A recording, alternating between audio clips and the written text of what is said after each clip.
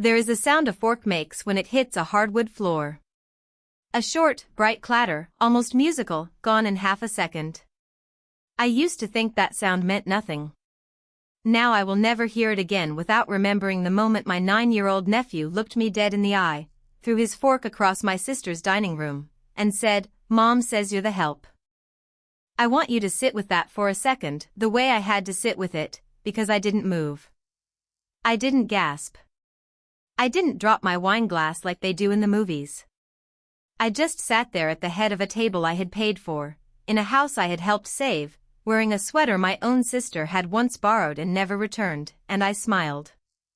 I actually smiled, because 22 people were staring at me and I had spent my whole life learning how to keep my face calm when my chest was on fire. My name is Claire. I'm 36 years old. I run a small logistics consulting business out of a converted spare bedroom, and until that Thanksgiving, I would have told you my family was close. Not perfect. Never perfect. But close.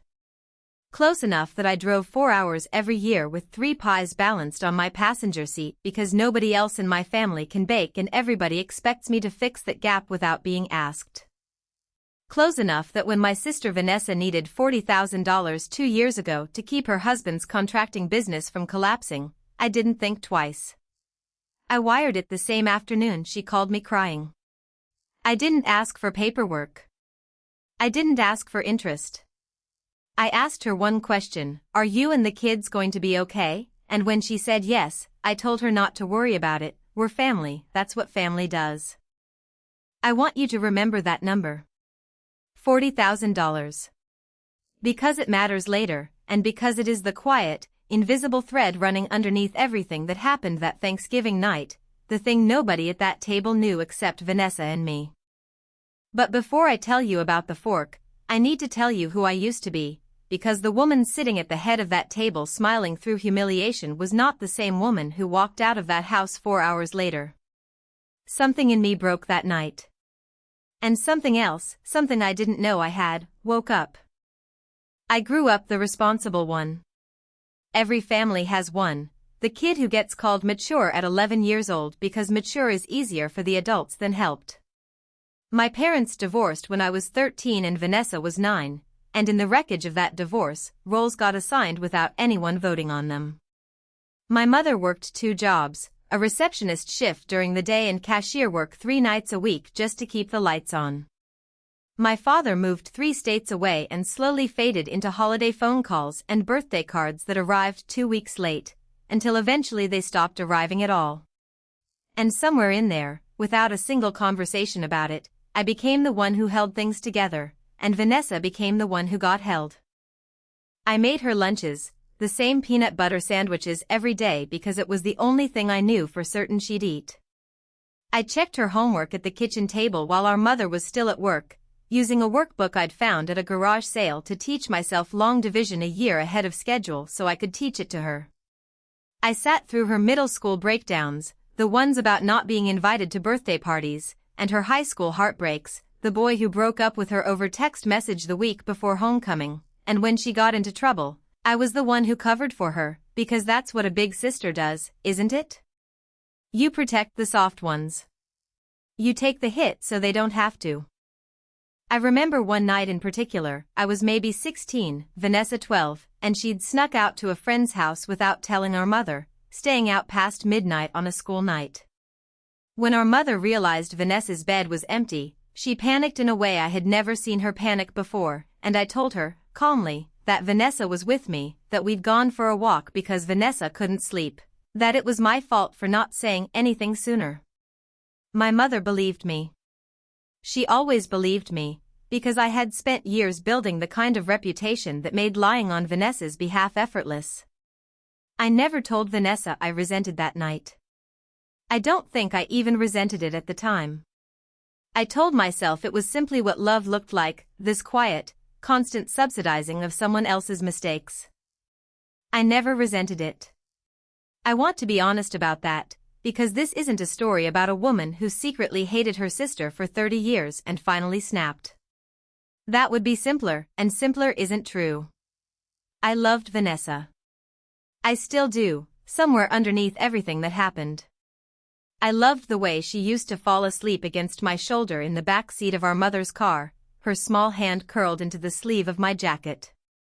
I loved that she called me first when she got engaged, crying happy tears instead of the usual kind.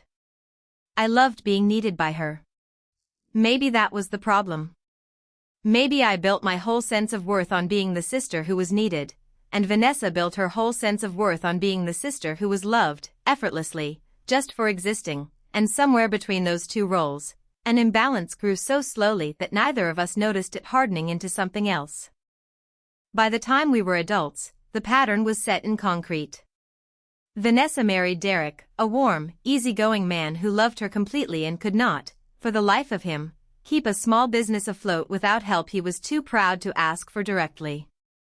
Derek runs a contracting company, decent work, honest work, but the kind of business that lives or dies on cash flow, on the gap between finishing a job and actually getting paid for it, and that gap had nearly swallowed them whole more than once. They had 2 kids, Mason and Lily. They bought a beautiful house in a neighborhood I could never quite afford on my own income, a house that, I would later learn, existed in its current form largely because of money I had quietly funneled into it over the years, disguised as gifts, disguised as loans that were never repaid, disguised as me being generous rather than me being used. I don't say used lightly. For most of those years, I would have told you I was simply generous. I liked helping. I liked being the aunt who showed up with the perfect gift, the sister who could be counted on when the roof needed fixing or the car needed replacing or the credit card needed a rescue. There is a specific, quiet satisfaction in being indispensable to people you love, and for a long time, that satisfaction was enough to cover the cost. I built an entire identity around it, actually. Ask anyone in my life to describe me and they'd say the same 3 words. Reliable. Generous. Strong. I wore those words like armor for years before I understood they were also, in their own way, a kind of cage. But love that only flows one direction has a way of curdling, slowly, without announcing itself. And somewhere in the last few years, I started noticing small things. The way Vanessa introduced me to her new neighbors, not as her sister who ran a successful consulting business, but as her sister who does something with spreadsheets, I think, in a tone that made spreadsheets sound like a hobby rather than a career. The way she'd correct me at family dinners when I mentioned a client win, steering the conversation gently back toward her home renovation, her kids' achievements, her life, as though my accomplishments were background noise in a story that was always, ultimately, about her. There was a birthday dinner, mine, 2 years ago, where I mentioned, almost offhand, that I'd just closed the biggest contract of my career, a 6-figure retainer with a regional distribution company I'd been courting for 8 months. Vanessa smiled, said that's great, and then, within 30 seconds, pivoted the entire table's attention to a story about Mason's soccer tournament that weekend. Nobody asked me a single follow-up question about the contract. I remember driving home that night feeling a strange, hollow disappointment I couldn't quite name, and telling myself I was being petty, that it was just how families are, that everyone gets their turn to shrink a little at someone else's table. I told myself I was being sensitive. I told myself siblings compete a little, that's normal, that's human. I told myself Vanessa had a hard childhood too, harder in some ways, because she lost more of our father's attention when he left, being younger, being more visibly wounded by it, crying at the dinner table for weeks in a way I never let myself do.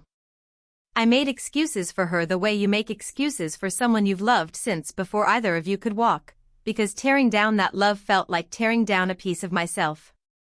What I didn't know, not yet, was that Vanessa had been telling a very different story about me behind my back. Not to strangers. To her own children. To her husband. To people at that Thanksgiving table who had known me for years and apparently believed, on some level, a version of me that had nothing to do with the woman who actually existed. I found this out in the worst possible way, in front of everyone, from the mouth of a 9-year-old who did not yet understand what he was saying, only that his mother had said it, and if Mom said it, it must be true.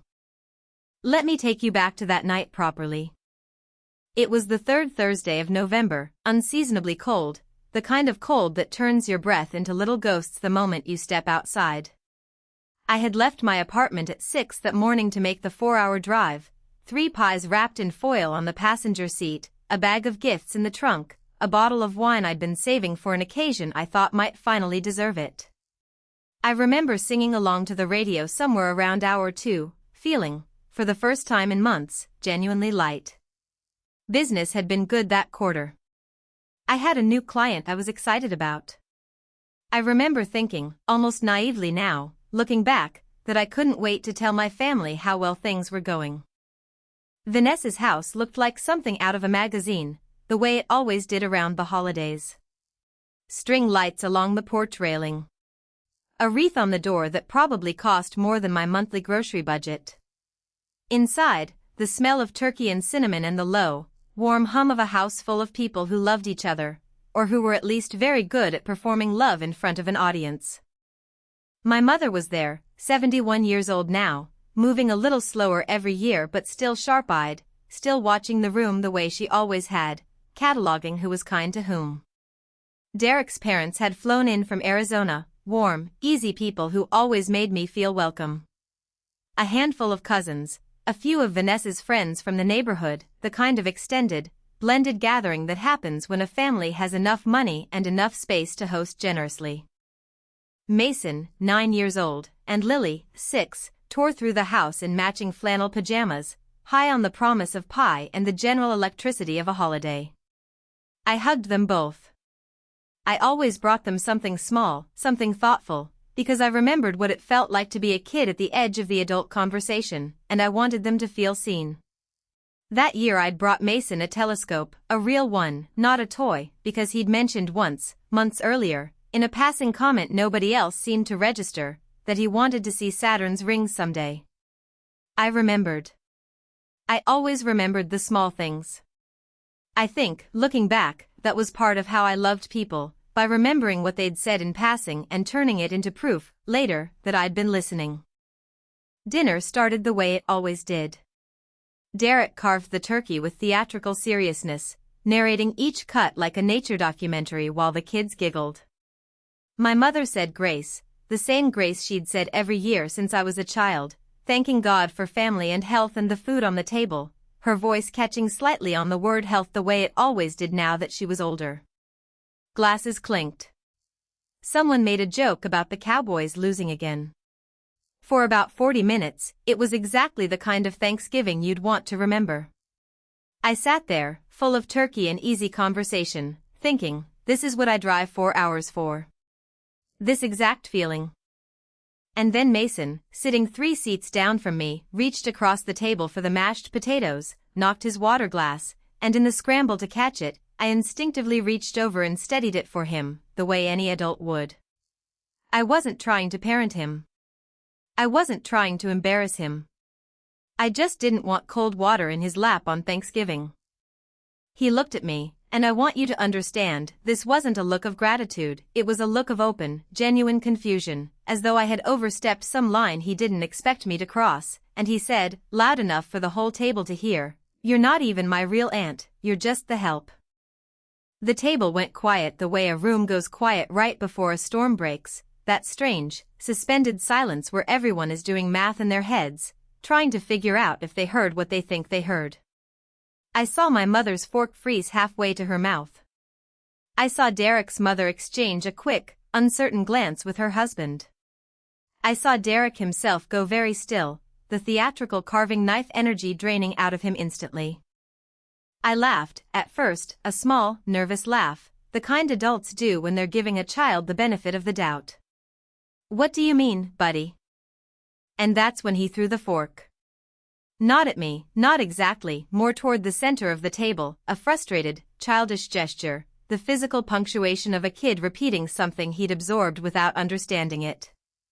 It clattered against a serving dish and skittered onto the floor, spinning once before it went still. "Mom says you're the help," he said again, more insistent this time, like he was defending a fact he'd been taught. "She said you only come because you like feeling important and Dad says we pay for everything you eat." I will never forget the specific, surgical precision of that sentence. Not because a 9-year-old invented it, children don't invent sentences like that, they repeat them, but because of how complete it was. Because it wasn't one careless comment. It was an entire narrative, fully formed, that had clearly been discussed in that house, probably more than once, probably in front of both kids, until it became simply true to them, the way the sky is blue and dinner is at 6. I looked at Vanessa. I want to describe her face to you exactly as I saw it, because it told me everything I needed to know before a single other word was spoken. She didn't look shocked. She didn't look horrified that her son had said something so cruel in front of the entire family. She looked caught. There is a very specific expression a person makes when a secret they've been keeping accidentally walks into the room wearing their child's voice, and that is the expression Vanessa wore for exactly 2 seconds before she rearranged her face into something more socially acceptable. "Mason, that's not appropriate," she said, but her voice had the flat, rehearsed quality of someone managing a small inconvenience rather than someone confronting the fact that she had apparently spent months, maybe longer, teaching her children to see me as staff. Derek cleared his throat and said something about kids repeating things they don't understand. Please excuse him, and the table, eager for the discomfort to end, moved on. Someone refilled a wine glass. Someone else asked my mother a question about her garden. Within 90 seconds, the conversation had rolled forward like nothing had happened, the way water closes over a stone the moment it sinks. But I was still sinking. I sat there with my fork resting untouched beside my plate, smiling at whoever spoke to me, nodding at the right moments, while inside my chest a very specific, very cold clarity was forming. I remember looking down at my plate, at the pie I had made from scratch that morning sitting untouched on the sideboard, and thinking, with a strange, detached kind of horror, that I had spent my entire adult life making sure this family never went without, and somewhere along the way, without my permission, I had been quietly rewritten into someone whose presence needed a justification. I thought about the $40,000 I'd wired without a second thought. I thought about the countertops in that kitchen, the ones I'd helped pay for the year Vanessa said Derek's business needed a boost before a big client visit, quartz countertops, I remembered, because Vanessa had sent me photos of 3 different samples and asked which one I liked best, as though my opinion mattered because my money was paying for it. I thought about every "I'll pay you back, I promise" that had quietly, permanently, become "thank you, we're so grateful," and then eventually, apparently, became nothing at all. Became invisible. Became a story where I didn't help my sister out of love, but where I was, in her retelling, the help. I want to be very clear about something, because I think it matters for understanding what I did next. In that moment, I did not want revenge. I want to be honest with you the way I've tried to be honest through this whole story. What I wanted, more than anything, was to understand. I wanted to know how a woman I had loved my whole life, a woman whose entire adult stability rested partly on choices I had made for her benefit, could sit across a table and let her son call me the help without so much as flinching. So instead of confronting her that night, in front of everyone, the way some other version of me might have, I did something quieter. I finished dinner. I even ate a slice of my own pie, though I don't remember tasting it. I helped clear the plates, because old habits don't disappear just because your heart is cracking, carrying dishes into the kitchen with hands that felt strangely disconnected from the rest of me. I hugged my mother goodbye, and she held on a second longer than usual and whispered, "Are you all right?" And I told her yes, because I didn't have the words yet for anything else. I hugged Mason and Lily, both of them, because whatever their parents had done, those 2 children were innocent of it, still learning the shape of the world from the only 2 adults they trusted completely. And then I hugged Vanessa, and I whispered 4 words into her ear that I have thought about every day since.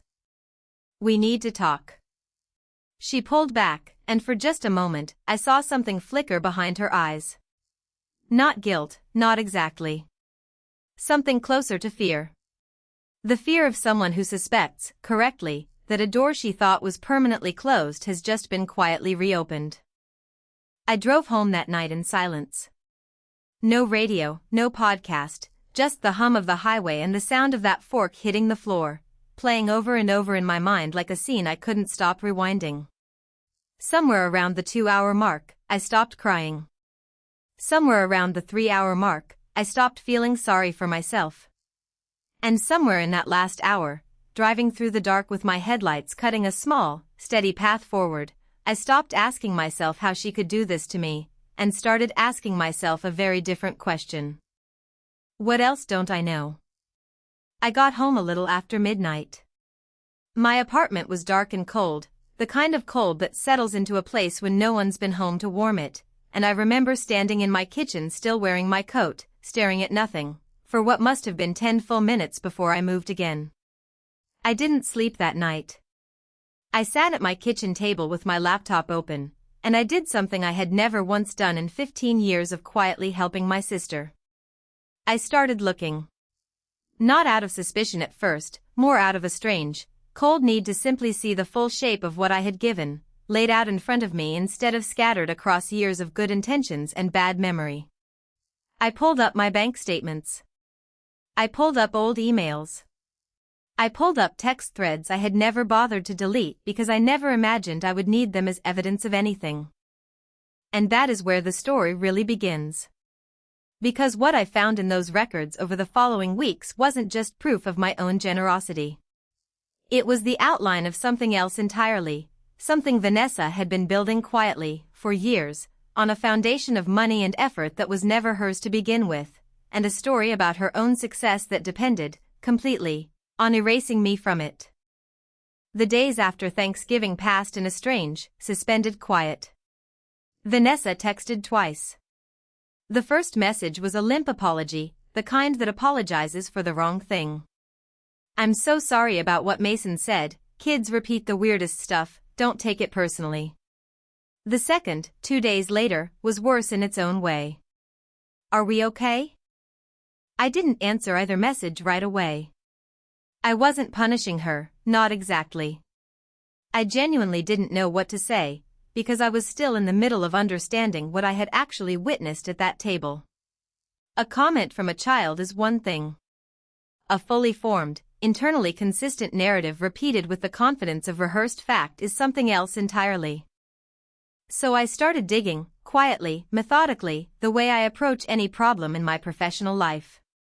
I am good at finding patterns in messy data. It's the entire foundation of my career.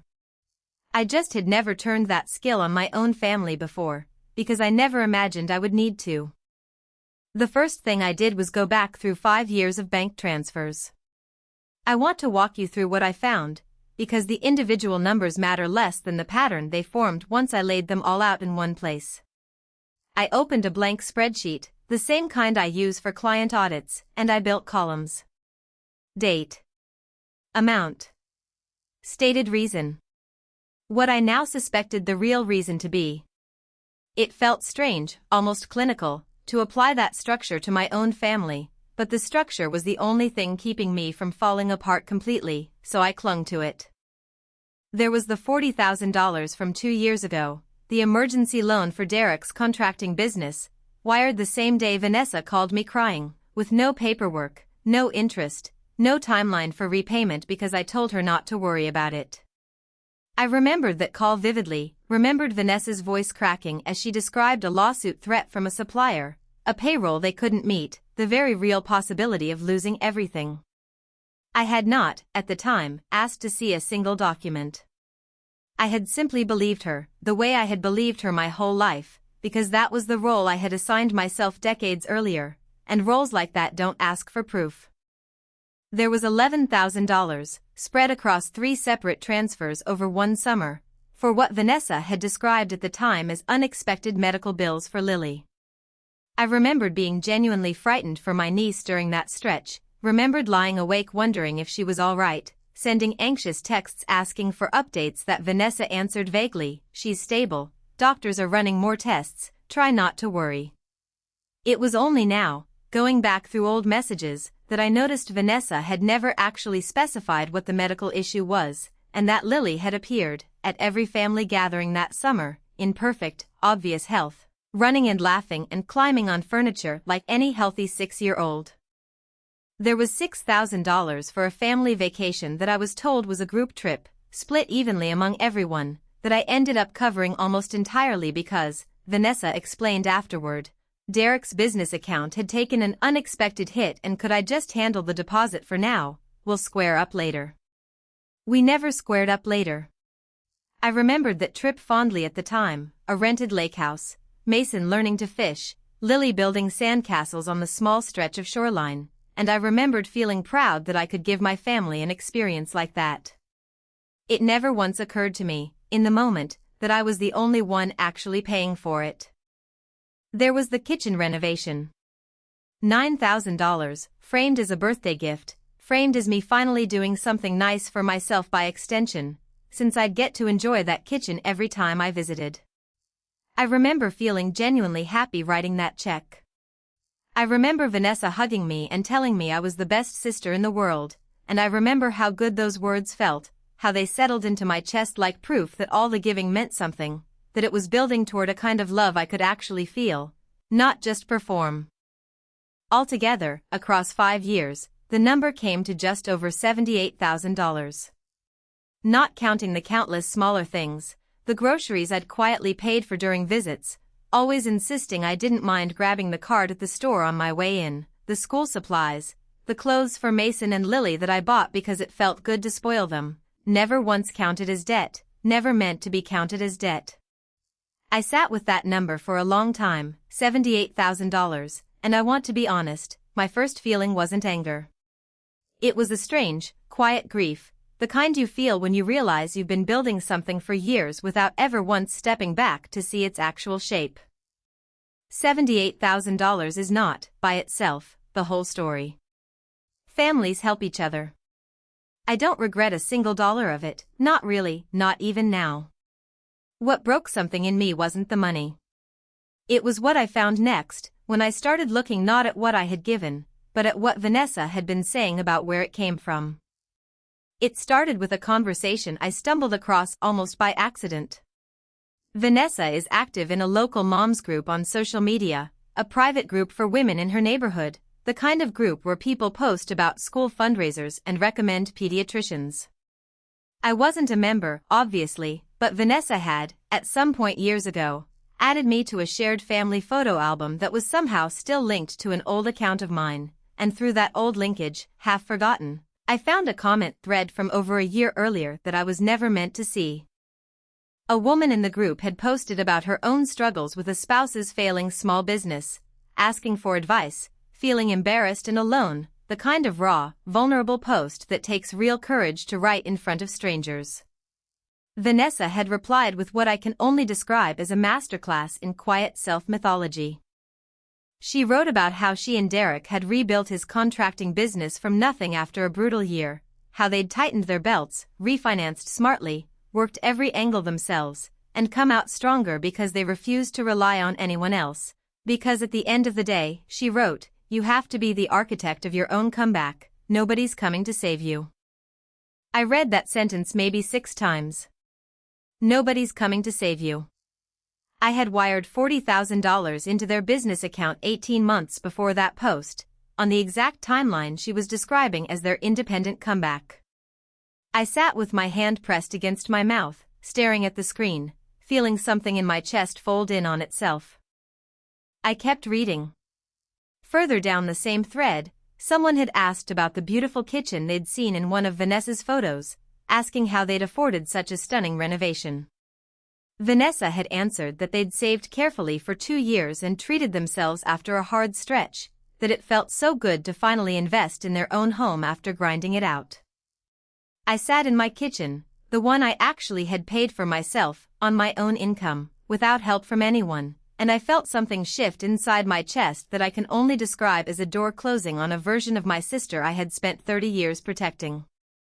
This wasn't a woman who had simply forgotten to say thank you enough times. This was a woman who had constructed, publicly and repeatedly, an entire narrative of self-made resilience that depended entirely on my invisibility. Not just my absence from the story. My active erasure from it. And once I saw that pattern, I couldn't stop seeing it everywhere. I went back through years of family photos Vanessa had posted, captions about how hard they'd worked for everything they had, how grateful she was for Derek's business finally taking off on its own merits. I found an interview, of all things, a small local news feature about women-owned and family-owned businesses in the area, where Vanessa was quoted describing herself and Derek as scrappy self-starters who never asked anyone for a handout, who believed in earning every dollar themselves. There was a photograph accompanying the article, Vanessa and Derek standing proudly in front of their renovated kitchen, the one with the countertops I had chosen the color for from 3 photo samples, smiling for a reporter who had no idea the story he was printing wasn't entirely true. I thought about Mason's voice at that Thanksgiving table. Mom says you're the help. Dad says we pay for everything you eat. It wasn't a random cruelty from a confused child. It was the natural, logical output of a household narrative Vanessa had been carefully constructing for years, a narrative where our family's stability was entirely self-made, where any help I provided had to be minimized, reframed, or erased completely, because acknowledging it would mean admitting that the story of scrappy, self-sufficient success wasn't entirely true. And if a 9-year-old absorbs enough of that narrative, eventually the woman who actually made half of it possible stops being an aunt who helps, and starts becoming, in his young mind, something closer to staff. Someone whose presence needs an explanation. The help. I want to pause here and be honest about what this period of discovery did to me emotionally, because I think it's important, and because I don't want to pretend I processed all of this with cold, clean logic the whole way through.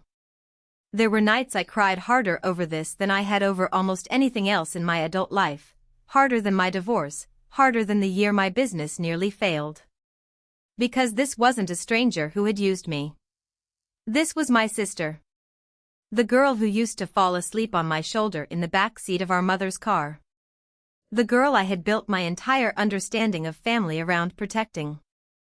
There is a specific kind of grief that comes from realizing someone you loved unconditionally has been quietly editing you out of your own generosity, and it doesn't behave like ordinary grief. It doesn't move in stages. It circles. Some mornings I'd wake up and feel nothing but a strange, hollow calm, like I'd already made peace with it. Other mornings I'd wake up furious, replaying every transfer, every conversation, every moment I had felt so proud to help my little sister, only to realize I had been, without knowing it, financing her mythology. I remember one particular Tuesday, sitting in my car outside a grocery store, unable to make myself go inside, just gripping the steering wheel and breathing, because a song had come on the radio that had played at Vanessa's wedding, and the memory of dancing with her that night, both of us laughing, felt suddenly like it belonged to a stranger. I called my mother during this period, not to tell her everything, not yet, but to ask a few careful questions, testing the edges of what she might already know. My mother is a sharp woman, and she had noticed things too, small things, comments Vanessa had made over the years about being self-sufficient, about not wanting to rely on family, comments my mother had always found a little strange given how often I mentioned helping out. She hadn't put it together the way I had, because she didn't have access to bank statements and old comment threads. But something in her voice told me she wasn't entirely surprised when I said I was going through a hard time with Vanessa. She's always needed to be the strong one, my mother said carefully. Even when she wasn't. That sentence stuck with me for weeks. Because it was true, and because it explained something I hadn't fully understood. Vanessa wasn't lying out of malice, not in the simple sense. She was lying out of a desperate, decades-old need to be seen as capable, as self-sufficient, as someone who didn't need her older sister to hold her up the way she had been held up her entire life. In some twisted way, minimizing my help wasn't just convenient for her image. It was necessary for her sense of self. Admitting how much she'd relied on me would have meant admitting she was still, at 32 years old, the little sister who needed rescuing, and that admission was apparently more unbearable to her than the quiet, ongoing betrayal of the person who had been doing the rescuing. Understanding that didn't make the betrayal hurt less. If anything, it made it hurt in a more complicated way, because now I couldn't hate her cleanly. I could only feel this exhausting mixture of compassion and fury, empathy and heartbreak, all tangled together in a way that made it hard to know what I actually wanted to do next. For a while, I considered doing nothing at all. I considered simply pulling back, quietly, the way you'd stop feeding a wound that refused to heal. Stop the transfers. Stop the visits. Let the relationship cool into something distant and polite, the kind of family bond that exists mostly through holiday cards and occasional check-ins, nothing more. It would have been the easier path. It would have avoided confrontation, avoided drama, avoided the risk of blowing up an entire family system that other people, innocent people, my mother, Mason, Lily, still depended on for stability. I actually tried that path for about 2 weeks. I let calls go to voicemail. I answered texts with short, polite non-answers. And during that quiet stretch, something happened that pushed me the rest of the way toward a different decision entirely. Derek called me. Not Vanessa, Derek, which had never happened before in 15 years of family history, not once, not for anything. His voice was careful, almost apologetic, the voice of a man who knows he's stepping into something he doesn't fully understand. He told me the business was struggling again, a slow winter, 2 clients who'd delayed payment on finished jobs, and he asked, gently, cautiously, if there was any chance I could help bridge them through January. I sat with the phone against my ear for a long moment before I answered. And in that silence, I understood something with total clarity for the first time. This wasn't about one bad moment at one Thanksgiving dinner. This was a system. A system where I quietly funded stability, and that stability got repackaged, sold to the world and even to their own children, as something earned entirely without me. A system that, apparently, had no plan to stop, because it had worked flawlessly for 5 straight years. I told Derek I needed to think about it, and that I would call Vanessa directly. He sounded surprised, maybe even relieved, like some part of him understood this conversation had been overdue for longer than just that phone call. That was the moment something in me shifted from grief into resolve. Not revenge, not yet, not in the way you might be imagining. I didn't want to destroy my sister. I wanted, more than anything, for the truth to exist somewhere outside my own head. I wanted a version of our family's story that included me accurately, not erased, not minimized, not turned into staff in my own sister's mythology. I decided I was going to tell the truth, clearly, calmly, and completely, in the one setting where it would actually matter. Not in a private phone call Vanessa could deny or reframe later.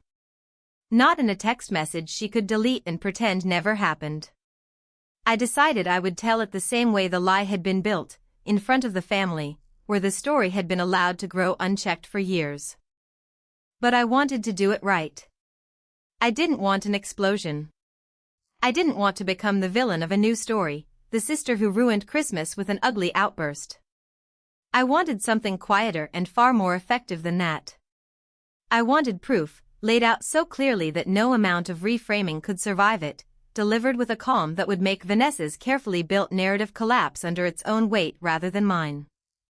So over the following weeks, I built a case. I organized every bank transfer with dates and amounts into a simple, clean document, printed and bound, the way I would prepare materials for a serious client presentation, because on some level I understood this was the most important presentation of my life. I saved screenshots of the comment threads, the interview, the captions, everything that showed the gap between what Vanessa had told the world and what had actually happened. I wasn't building a weapon to humiliate her. I was building a mirror, one clear enough that she would finally have to look into it, whether she wanted to or not. I also, during this time, made a decision that surprised even me. I reached out to a family therapist, not for Vanessa, not yet, but for myself, because I recognized that the version of me walking into that eventual conversation needed to be steadier than the version of me who had driven home from Thanksgiving crying in the dark. My therapist, a calm, direct woman named Dr. Iverson, asked me a question in our first session that I have carried with me ever since. She asked me what I was actually afraid would happen if I stopped being useful to my family. I didn't have an answer right away. It took me 3 more sessions to find one, and when I finally did, it frightened me more than anything Vanessa had done. I was afraid that if I stopped being useful, I would stop being loved at all. That fear, once named, became something I could work with instead of something that worked on me silently in the background. Over those weeks, I began separating, slowly and deliberately, the difference between being needed and being cherished, a distinction I had never once had to examine before that fork hit the floor. I decided the moment to hold that mirror up would be Christmas, 5 weeks later, at the same table where the fork had fallen, in front of the same family who had let the silence close over that moment far too quickly. I didn't tell anyone what I was planning. Not my mother, not my closest friends, no one. I wanted to walk into that room the way I had walked out of Thanksgiving, calm on the outside, but this time, for the first time in 30 years, I wanted the calm to be real, built on something solid instead of built on swallowing pain until it disappeared. I also, quietly, began pulling back financially, not as punishment, but as a kind of test. When Vanessa texted in early December asking if I could help cover the cost of Christmas gifts for the kids, just this once, tight month, I told her I couldn't this year. Her response came almost immediately, a little sharper than usual. Wow, okay. Guess things really have changed. I didn't respond. I let the silence sit there, the same silence she had let sit at that table when her son called me the help and she said nothing more than that's not appropriate. 2 days after that, Vanessa tried a different approach. She called, warm and light, as though nothing had shifted at all, and asked if I wanted to come up early for Christmas, maybe stay a few extra days, like old times. I said yes, because I needed her to believe nothing had changed until the exact moment I chose to reveal that everything had. By the time Christmas arrived, I wasn't the same woman who had driven home from Thanksgiving crying in the dark. I was calmer. Sharper. And for the first time in longer than I could remember, I was no longer afraid of what would happen if I stopped being useful. Christmas at my mother's house was smaller than Thanksgiving, quieter, just family this time, no extended guests, no neighbors, no audience beyond the people who actually mattered. My mother had insisted on hosting this year instead of Vanessa, something she'd never done before, and I sometimes wonder if some part of her sensed that something needed to shift, even if she didn't know exactly what. I arrived early to help set the table, the way I always did, and Vanessa arrived an hour later with Derek and the kids, her smile a little tighter than usual, her eyes doing a quick, careful sweep of the room, checking, I think, whether I was going to make things difficult. For most of the evening, I didn't. I laughed at Derek's jokes. I let Lily show me her new stuffed rabbit 4 separate times, with the same enthusiasm each time, because she deserved that enthusiasm regardless of what her parents had done. I complimented Mason on a drawing he'd made at school, and when he looked up at me, uncertain, testing whether I was still angry at him, I told him gently that I wasn't upset with him, not even a little, because I understood he was just repeating something he'd heard, and that's what happens when we're young. He relaxed visibly. Children are so much more forgiving, so much more capable of simple honesty, than the adults who raise them. Dinner itself passed almost peacefully. My mother had made her usual roast, and there was a moment, somewhere between the main course and dessert, where Derek's father told a long, meandering story about a fishing trip decades earlier, and the whole table laughed together, genuinely, and for just a few seconds I let myself feel, again, the version of family I had spent my whole life trying to protect. It made what came next harder, honestly. It would have been easier to do this if the whole night had felt like a performance. It didn't. Most of it felt real, and that made the truth I was carrying feel heavier, not lighter. It was after dinner, during the quiet lull before dessert, coffee cups being refilled, the kids sprawled on the living room floor with new toys, that I asked Vanessa if we could talk for a moment, just the two of us, in the kitchen.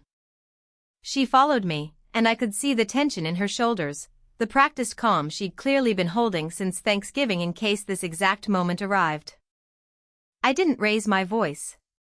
I want to be clear about that, because I think there's a version of this story people expect, a version with shouting and tears and dramatic accusations flung across a kitchen island. That's not what happened. What happened was quieter, and in its own way, far more devastating, because I had spent 5 weeks making sure it would be. I set a folder down on the counter between us, the printed document I'd prepared, and I told her I wasn't there to fight. I told her I loved her. And then I told her I knew about the money. All of it, laid out clearly, the $78,000 across 5 years, the specific dates, the specific amounts. I watched her face as I spoke, watched the practiced calm crack slightly at the precision of it, because vague accusations can be deflected, but exact numbers, delivered without anger, are much harder to argue with. Then I told her about the comment thread. About nobody's coming to save you, about the interview describing them as scrappy self-starters who never asked anyone for a handout. I opened the folder and showed her the printed screenshot, the exact words, the exact dates lined up beside my bank transfers, so there was no ambiguity left for either of us to hide inside. I told her I understood, in a strange way, why she needed that story to be true. I told her I understood what it felt like to need to be seen as strong, because I had spent my whole life needing the exact same thing, just through a different method, through being endlessly useful instead of endlessly self-sufficient. I told her I wasn't angry that she needed help. I was heartbroken that she'd needed to erase me to feel proud of receiving it. Vanessa didn't explode either. That surprised me, honestly. I think some part of her had been waiting for this conversation for longer than she wanted to admit, some quiet, exhausted part of her that had been carrying the weight of a lie for years and was almost relieved to finally set it down. She cried, not performatively, but in the raw, ugly way people cry when a truth they've been avoiding finally catches up to them. She told me she never meant for it to become what it became. She told me it started small, one exaggeration to a stranger online who made her feel judged, and then it just kept growing, because taking it back later felt more humiliating than continuing it forward. She told me something else too, something that stayed with me long after that night.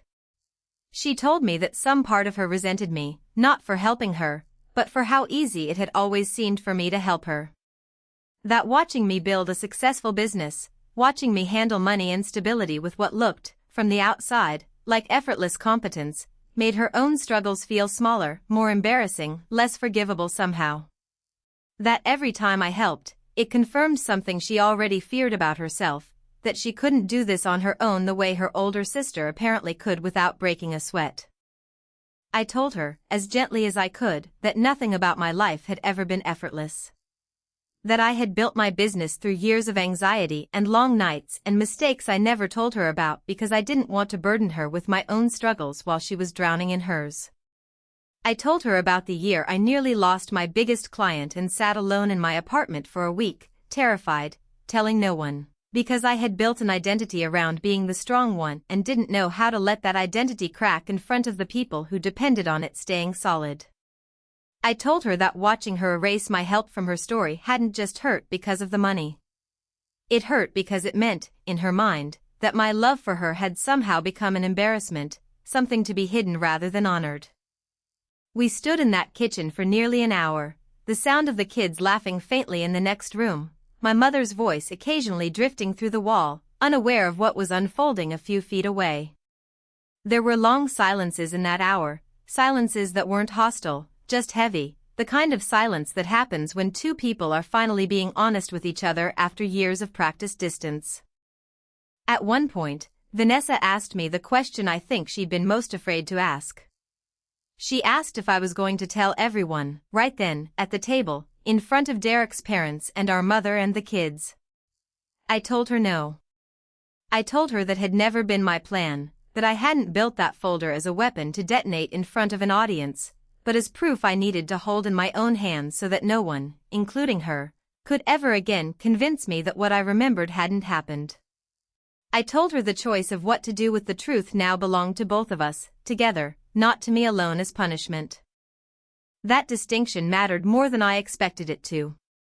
I watched something in her shoulders loosen slightly, some fear she'd apparently been carrying that this conversation was the opening act of a public humiliation rather than a private reckoning. I think, in that moment, she finally understood that I hadn't spent 5 weeks building a case to destroy her. I'd spent 5 weeks building a case to save myself, and whether that saved us both depended entirely on what she chose to do next. We didn't fix everything that night. I want to be honest about that too, because I don't believe in tidy endings where 30 years of imbalance gets resolved in a single kitchen conversation. But something shifted. Vanessa agreed, without me even asking, to talk to Mason properly, to explain to him where some of their stability had actually come from, not to burden a 9-year-old with adult financial details, but to make sure he understood that his aunt was not the help, that she was someone who loved this family enough to give more of herself than anyone at that table fully understood. A week later, Vanessa called me, and I could hear in her voice that she'd been rehearsing what she wanted to say. She told me she'd sat both kids down and explained, in simple terms, that Aunt Claire had helped their family through some hard times because she loved them very much, and that everyone should always be grateful and kind to her. Mason, apparently, had asked if that meant I was like a superhero, and Vanessa had told him, yes, in a way, exactly like that. She also told me something I hadn't expected. She said she'd gone back into that old mom's group and quietly deleted the comment thread, not to erase the truth further, she was careful to clarify, but because she said she couldn't stand the thought of anyone else stumbling across it and believing it the way she'd once wanted them to. She said she was thinking about writing something honest instead, a follow-up post, admitting that their comeback hadn't been entirely their own doing, that family had helped more than she'd ever let on. I told her she didn't owe strangers on the internet an explanation. I told her the only person who ever deserved the truth was me, and she finally had it. I won't pretend that one phone call undid the ache of that fork clattering against the floor, or the ache of reading "Nobody's coming to save you," knowing I had already come, again and again, without ever being asked to leave. Some wounds close slowly, and this one is still closing. But something did change permanently in how I show up in my family now, and I think that change matters more than any single apology could. I stopped giving in secret. If I help now, and I still do, because I still love my sister, and I still believe in showing up for family, I make sure it's acknowledged, openly, honestly, without shame on either side.